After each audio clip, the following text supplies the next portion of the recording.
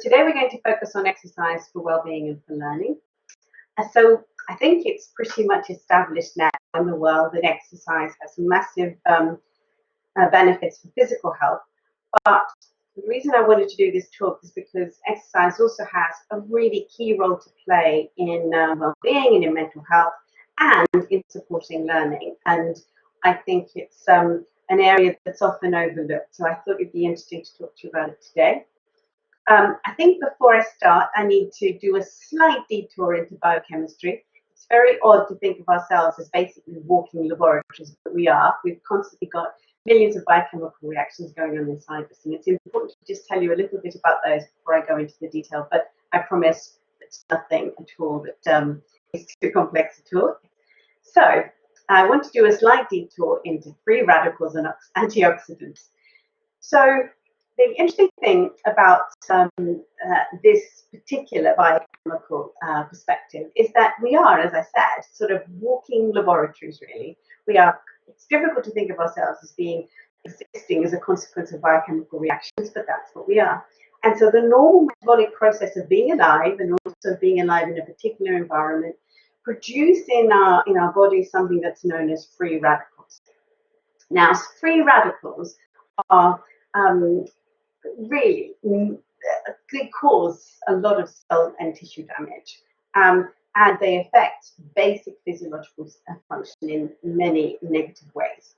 But it's a normal byproduct of the chemical reactions that keep us alive, and so the body has had to find a way of actually dealing with that. And so what happens is at the same time we produce antioxidants to counter the effect of these free radicals, and we also take in antioxidants in our diet, and I'm sure this is where you will have heard about this before.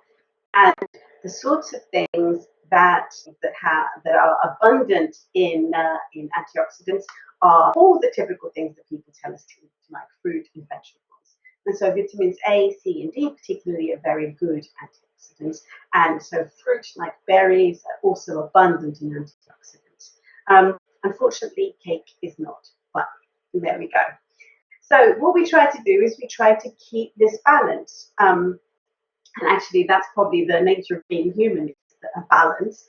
And so this balance is essential, because if you have too many free radicals, you have ultimately this state arises called oxidative stress. Now, the reason this is important is because this imbalance that between free radicals and antioxidants is known to be implicated in a wide range of disease. So whether it's cancer or cardiovascular problems, free radicals and oxidative stress is actually a significant contributor to that. We also know that long-term oxidative stress leads to chronic inflammation, and this in itself also leads to a wide range of physical and mental health problems. And I've learned in the last few years, I think we've all learned in the last few years, that chronic inflammation in our bodies actually gives rise to a whole range of issues, including an acceleration of the aging process, which is not sad, but there we go. So the reason I'm telling you this is because exercise is known to both support the body to resist this kind of stress, but also to help us recover from it if our body's in that state. And exercise fundamentally contributes significantly towards a reduction in levels of inflammation in our body. So this is why physical exercise is so important. And this happens both in terms of our physical health as well as our mental health, and I'll talk about that some more in a second. So defining stress. So defining stress, and what I mean by, kind of what the stress that's good for you, depends on kind of where you read, but now there is a sort of a consensus that basically says our bodies do not care what physical activity we're doing, it just wants us to be active. So what I'm doing for you right now, sitting here, is not good for us at all. And the best kind of exercise is a physical activity that actually increases our heart rate and that is sustained for a period of time, ideally between 20 and 30 minutes a time, and that it needs to be repeated multiple times a week.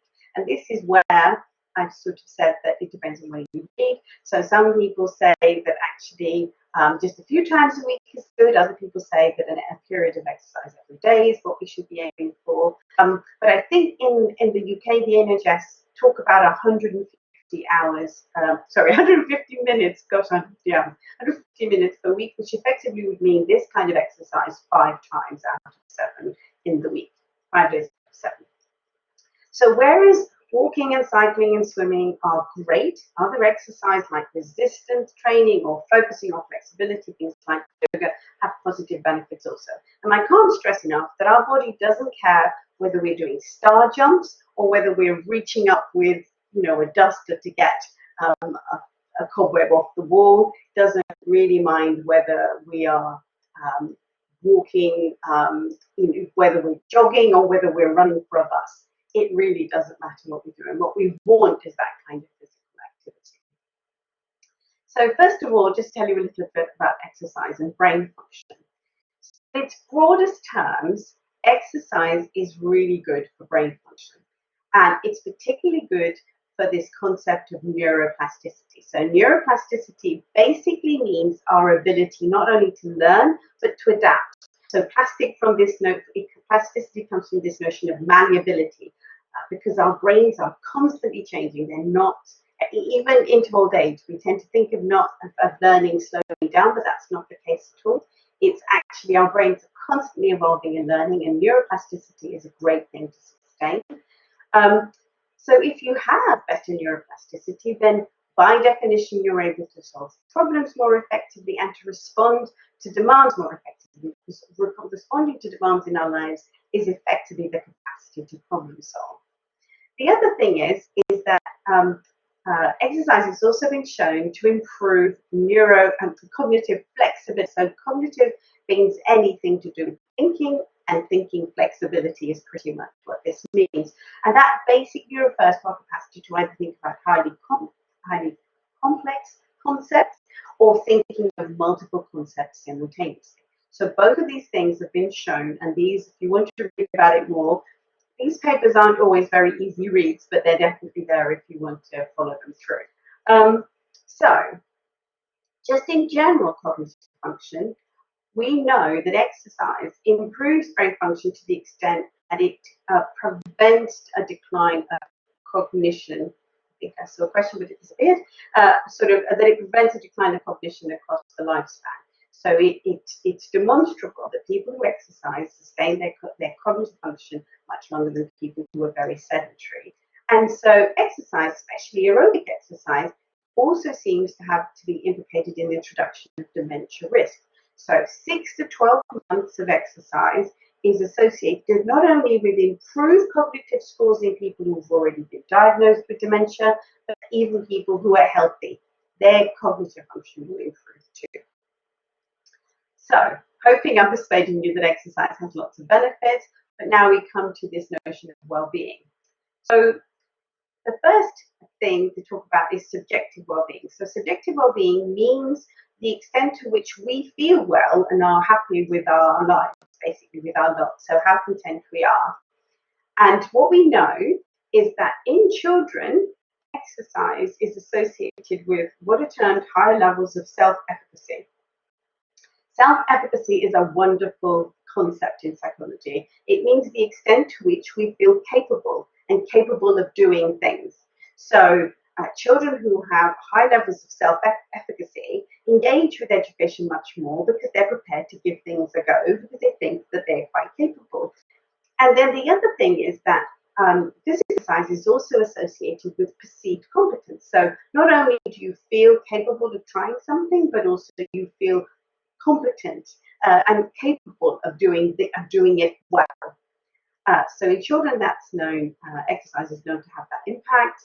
In adolescents, it's shown to be associated with better mood and a well-defined self-concept, and figuring out who you are is a key activity, shall we say, or a key aim in adolescence. In older adults, exercise is associated with longer periods of independence, better social relations, and that may well be because people are kind of out in the world much more, and generally a perception of better mental health. And across all age groups, from children to adults, physical exercise is associated with what is seen an increased ability to cope with stressful situations. And by definition, that means that people who engage with exercise tend to feel less stressed. So what explanations might there be for this? There seem to be both biological and psychological explanations for this. So there is a very simple kind of physiological explanation, which is that if you exercise and your heart is thumping, that there is increased blood flow to the brain, and that if you exercise, you have better oxygen consumption, so and you're better able to deliver oxygen to the cerebral tissue. So it's a much better environment for the brain to be operating in. Exercise also seems to lead to a reduction in muscle tension, so physical muscle tension, and increased levels of serotonin and endorphins. And I'm sure that you've heard about people who become very, very engaged with exercise, really look forward to the post-exercise high. And that will be the serotonin and the endorphins. There also seem to be some psychological explanations for some of the changes that I talked about in the previous slide, which is that the increased feelings of control and competency and self-efficacy are going to make a person feel competent in the world. So their self-concept and their self-esteem improves.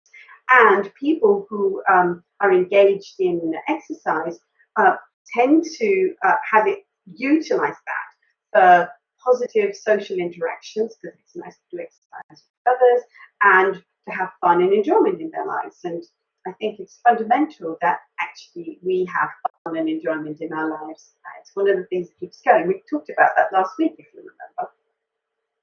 So if you then talk very specifically about exercise and stress and anxiety, there is so much research that suggests that exercise is really great for dealing with stress and anxiety. So moderate physical exercise doesn't have to be kind of really, masses of it, has a significant positive effect on both anxiety levels, so people feel less anxious, but also on their ability to cope.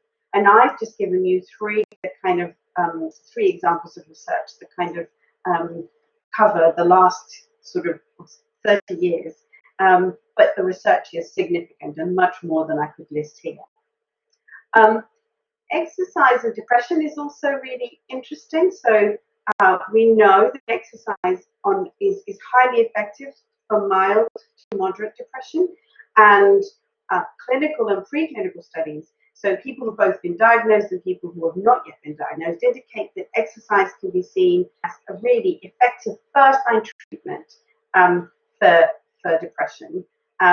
So people who have mild to moderate depression could utilize exercise instead of medication unless it was clinically indicated that they should take medication. But interestingly, and I thought this was really interesting, over the last few years, it's become clear that some depression, there are different types of depression, and that some depression is associated with high levels of inflammation in the body too. So there is an inflammatory element to depression that we've not really identified before. And where it's really interesting is that people who suffer from depression and have high levels of inflammation and have a very high inflammatory response in their bodies respond much less well to medication. And that what the thinking is now that these individuals might be more helped by exercise than they are by medication, which I think is really interesting. So now we talk about learning. So the first thing to say about learning is that learning isn't one process that happens in us. It actually is a highly complex process that involves lots of things going on at the same time. And so the first thing is attention. So in order to be able to learn, you have to pay attention to what you're learning. I'm sure you've all had the experience of reading the same thing 3 or 4 times and nothing going in. And that's because actually you weren't paying attention. So there is this concept of executive function, which is kind of the way that the brain works together within a number of high order activities to kind of make sense of what they're experiencing, what they're taking in, and then of course memory. And there's others, but just for today, the few minutes we've got left, these are the ones I want to focus on. So we know that exercise is really, really well associated with benefits for learning. So first of all, it has a really strong impact on attention. So physical exercise, for example, 20 minutes of physical exercise as opposed to 20 minutes of reading has shown to significantly increase scores in groups of children who are taking a particular test. And what's interesting is the more difficulty that the child has in holding their attention. So, for example, children with ADHD, the more pronounced the effect is. So, children who are normally good at attending, for them the effect is much less pronounced than children who have more difficulty. What we also know is that what are called coordinated exercises, so exercises that focus on abilities to coordinate and to balance, are particularly effective in adolescents. So, for example, playing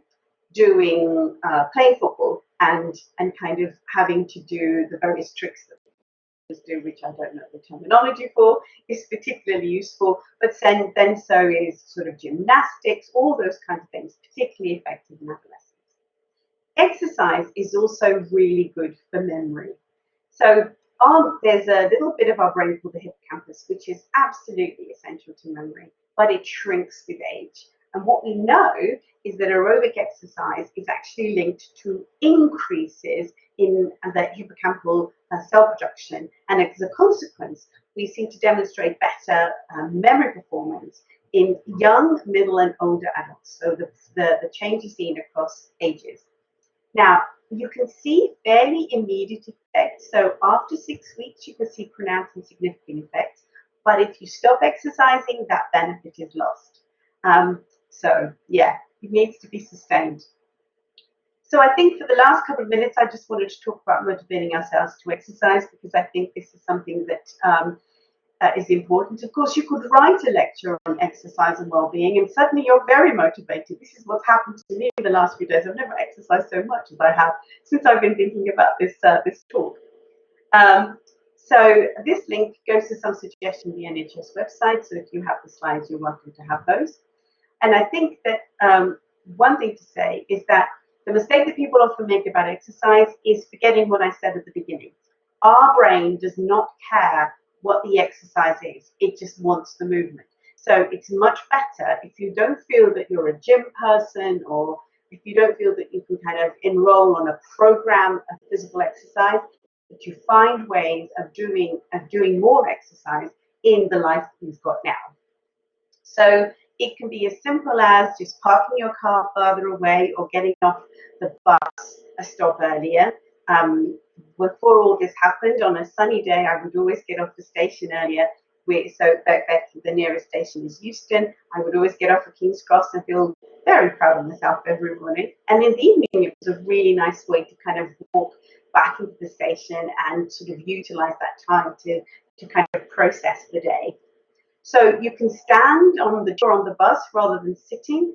Sitting on a bus and on a tube is actually really good for balance, and it's a good activity to do. It also utilizes more calories. You can stretch and move and exercise while watching TV. So you could have a static bike, but also you could just move your limbs while you're watching TV. Fidgeters, who whilst they watch TV, are thinner than non-fidgeters. I always think that's very funny. I'm not a fidgeter. I'm very still sitter. So yeah, I've been trying to be a fidgeter. So if you're going to meet a friend, maybe meet a friend for a walk rather than going for a coffee. That's a lovely thing to do. It doesn't really feel like exercise, but you're contributing to your walk. And then you could also do household tasks such as vacuuming. You could do it against the clock.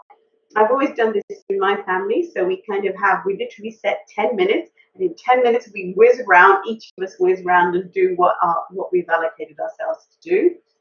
You can turn on the music and you do your vacuuming while dancing or whatever. And dancing, I put a little link, because dancing is actually really, really good aerobic exercise. And so maybe that's what I would suggest, Susan, to children to do every morning. Maybe they should all dance first. Yeah, so just do these things while you do your chores. The other thing that I would just say, it's really important to know yourself and to build up slowly. People are much more likely to give up if they try and do too much too soon, if they the next day they're really sore, if they really try to stretch themselves beyond their competence. I think there is the NHS have a site which is something like couch potato to 5 kilometers in, I don't know, 10 weeks. That's exactly your program where you gradually build up is a really good idea. Find something that you enjoy. Like I said, it doesn't have to be anything that's specific. You could be trampolining if that's what you want. The more you enjoy it, the more likely to repeat it. That's a really good behaviorist principle, but that's how we are. And the other thing is try and exercise with other people. So going to exercise with other people means you're more likely to keep doing it. And also there are huge social benefits in doing that with others. And it almost feels like it's not exercise, it's actually a social engagement that you have at the same time. And then the other thing is we need to set ourselves achievable targets. Sophie, I'm just about to finish, I'll come to you. We need to set ourselves achievable targets, small achievable targets, and give yourself a reward for achieving it, although possibly not cake, but to give yourself a reward for achieving it. And the trouble is we give ourselves very long standing targets. Actually, it could just be today and tomorrow, this week. It's the change one thing principle that I've mentioned to you guys before is so highly effective in psychology. So one thing, and then allow yourself to be proud of having achieved